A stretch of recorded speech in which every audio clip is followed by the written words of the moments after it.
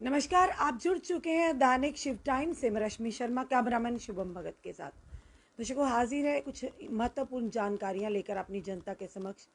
और जिस तरह से आप जानते हैं, पल पल की खबरें अपनी जनता के घर बैठे उन तक पहुंचाने का प्रयास करते हैं और प्रयास हमेशा जारी रहेगा। और बताना चाहेंगे, जिस तरह से वेव 2 यानी लहर 2 ने कोहराम मचा कर रखा है पूरे देश में, हमारे जम्मू कश्मीर में भी, वहीं तीसरी एपिडेमिक यानी ये कहेंगे महामारी ने दस्तक दी है। और जिस तरह से हमने पहले भी कुछ दिन पहले भी बताए थे इसके क्या क्या लक्षण हैं। और बताना चाहेंगे आपको, म्यूकरमाइकोसिस यानी कि ये एपिडेमिक जो बताएंगे महामारी है, जो ब्लैक फंगस के नाम पर, जिसने जम्मू कश्मीर में भी दस्तक दे दी। और कुछ दिन पहले एक व्यक्ति जो 40 वर्षीय थे, पुंछ के रहने वाले थे, जो कि ब्लैक फंगस की चपेट में आए थे और उनकी मृत्यु हो गई थी। और ये बताना चाहेंगे कि अब जम्मू कश्मीर में भी ब्लैक फंगस नामक वायरस को अब एक महामारी घोषित कर दिया गया है। जिस तरह से हमने बताया था कि राजस्थान में भी इसे महामारी घोषित कर दिया गया था। बाहर के जो राज्य है, बाहर के राज्यों में भी लगातार ये अपने पैर पसारा था। उसी चलते जम्मू कश्मीर में भी एक और नई दस्तक एक और नई महामारी की दस्तक, जो कि ब्लैक फंगस के नाम से है। और फिलहाल एक व्यक्ति जो इसकी चपेट में आकर उसकी मृत्यु भी हो चुकी है। और सूत्रों के आधार पर 2 और नए केसेस आने की, जो कि हम तक खबर पहुंची है कि 2 और मामले सामने आए हैं। और बताना चाहेंगे, ये एक चिंता का विषय भी है कि क्या स्वास्थ्य विभाग ने ये सारी तैयारियां पहले ही करके रख चुके हैं। जिस तरह से वेव 2 के आते ही जनता में त्राहिमाम तो तैयारियां ना होने के कारण काफ़ी लोग अपने परिजनों से इस दुनिया से जा चुके, यानी इस दुनिया से कूच कर चुके, उनकी मृत्यु हो चुकी। और इसी के चलते तीसरा ये ब्लैक फंगस जम्मू कश्मीर में ये भी महामारी जिसे घोषित कर दिया गया, क्या वाकई प्रशासन ने इसकी तैयारियां कर ली हैं, या इसके साथ लड़ने के लिए तैयार है पूरे, यानी सुविधाएं पूरी फैसिलिटीज हो गई हैं तैयार। या एक जिस तरह से बताना चाहिए, जम्मू कश्मीर के मेडिकल कॉलेज के डायरेक्टर हेल्थ जो बताना चाहिए, जम्मू और कश्मीर के जो डायरेक्टर हेल्थ हैं, उन्होंने भी कमेटी का गठन अब होगा। और जिस कमेटी के गठन, जो बड़े बड़े एक्सपर्ट्स जिसमें होंगे, ENT के एपिडेमियोलॉजिस्ट होंगे, जो कि इस चीज़ पर पूरा निरीक्षण करेंगे, पूरा निरंतर नज़र रखेंगे कि आखिर ये क्या किन कारणों से ये ब्लैक फंगस है और क्या क्या किस तरह से इस पर काम किया जाए। पर कमेटी का गठन तो होगा, पर क्या पहले दो जो वेव 2 की कोविड-19 की थी, उसमें क्या इन कमेटियों का गठन होना जल्द से जल्द अनिवार्य नहीं था, ताकि उसमें एक्सपर्ट आते, अपनी राय देते और कहीं ना कहीं इस कोविड-19 पर जो और परामर्श मिलते, हमें और ज़्यादा सुझाव मिलते, जिसके चलते इसको रोका जाता। पर ऐसा कुछ भी देखने को नहीं मिला। साफ तौर पर एडमिनिस्ट्रेशन की विफलता सामने आई है, नाकामी सामने आई है। और अब तीसरी दस्तक यानी कि ब्लैक फंगस के नामक एक वायरस ने दी है जम्मू कश्मीर में, जिसके चलते एक की मृत्यु हो गई और 2 और नए मामले सामने आए हैं।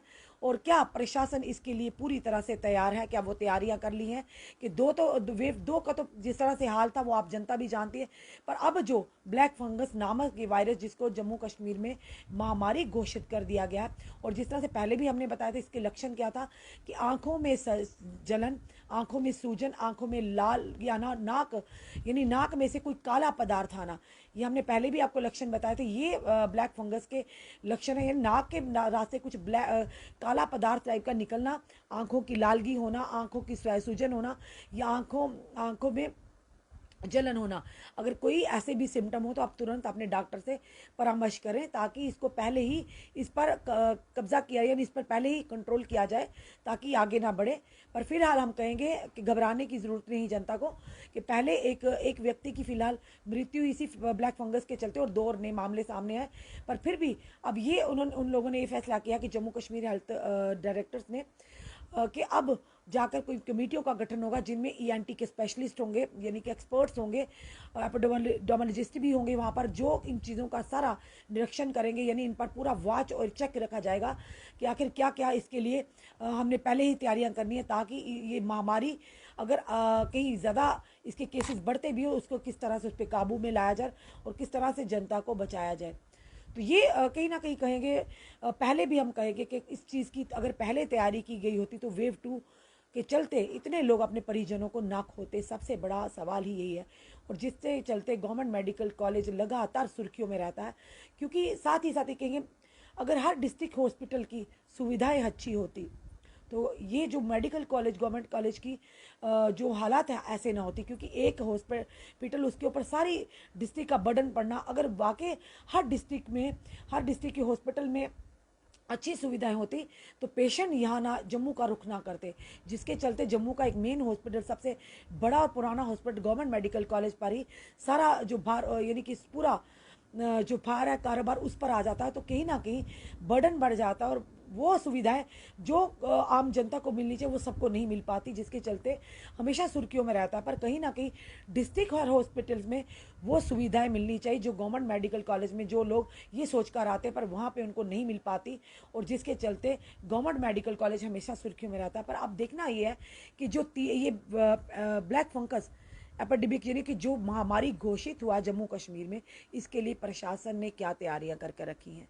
जिस तरह से वेव 2 के आते आते उस पर वेव 2 आने का जो जबकि खटक यानी कि ये कहेंगे दस्तक दी थी, उसके बाद कई लोगों की मृत्यु, लगातार नाकामियां सामने आ रही थी। क्या इस बार जो ब्लैक फंगस है इसको कंट्रोल करने के लिए कमेटियों का गठन किया जा रहा है, तो किस तरह से काबू पाएंगे, ये बड़ा सवाल है कि काबू पाएंगे या ये एपिडेमिक ही इसी तरह से लोगों पर हावी होता जाएगा।